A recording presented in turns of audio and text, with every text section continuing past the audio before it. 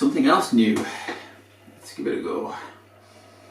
Hi, I've got footage and I've got time. Let's do a car review. So what do you really need to know about the Lamborghini Urus? It's supercar stupid on the outside. It will outrun pretty much anything it comes across in a straight line. And yet, because it's basically an Audi, it has a large boot, a proper amount of space inside, and electrics that are likely to keep working. oh yeah, the Audi thing. So everybody knows what Lamborghini's supposed to be about, right? It's about...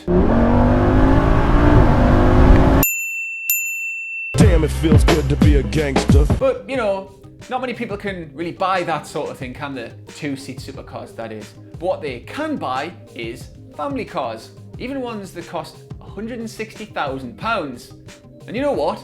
They do buy family cars that cost £160,000. Komme mit nem Lamborghini Soko, aber in nem Lamborghini Urus. You see, thanks to this big fella, Lamborghini sales rocketed last year. Now obviously that's not really many cars compared to how many Qashqais Nissan sells or how many Mochas Vauxhall sells for some reason. But it was 6 out of every 10 Lamborghinis sold last year. Now that's especially mad when you consider that this is really just a fancy pants Audi. I know they all are, but this one, very obviously so.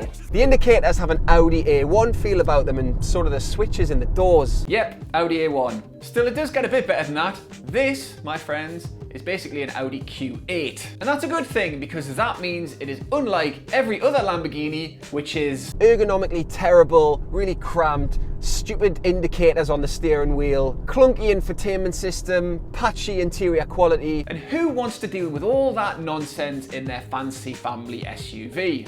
Their very expensive fancy family SUV. Nobody is the answer, unless you're a total And then I see the disinfectant. And is there a way we can do something like that by injection?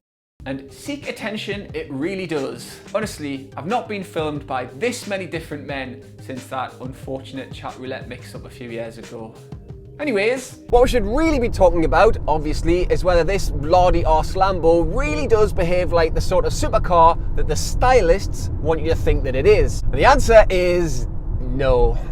But it does come closer to giving you a proper sports car experience than anything that this lardy or practical or hatchbacky has any right to. It does it the hard way, but it does it all the same. There is a massive amount of trickery, cheating really, going into it. 4-wheel drive, 4-wheel steer, torque vectoring, adaptable, height adjustable suspension, and a rear biased center differential. A Land Rover Defender, it ain't. But the best thing about the Urus is that when you're sat inside it, you can actually pretend that you're in a proper supercar. Just one where you can share the experience with 3 other tall people. The driving position is pure supercar. But then of course you do get some of the advantages of being in an SUV, sitting high, better visibility, that sort of thing. I mean, as SUVs go, visibility's not brilliant because you're sat so low and the rear screen's so shallow, and the pillars are thick. But I mean, as compared to a standard Lamborghini. But honestly, you could spend ages pontificating about the pros and cons of this as a proper supercar or a proper family car. And if you did that, you might end up thinking your way into concluding that this is pretty poor at both. Too lardy-arsed to be a supercar and not lardy-arsed enough to be a proper family car, or a proper SUV at least. But for me, it's perfect because you get all of the well-engineered practicality, solidity, and intuitiveness of an Audi, but most of the insanity of an actual supercar. This really is the Lamborghini hatchback that you've been waiting for. And then you add the engine into the mix. Not true 100% Lamborghini in the sense that it's not a V12, it's a V8. And also because a significant proportion of the noise is from sound augmentation software, which is the sort of thing you'll find in a hot hatchback for like a fifth of the price. But it's extremely loud and it's extremely fast. It might not have quite the earth-shattering rumble that the Mercedes AMG V8 has, but really we're talking degrees of awesomeness here.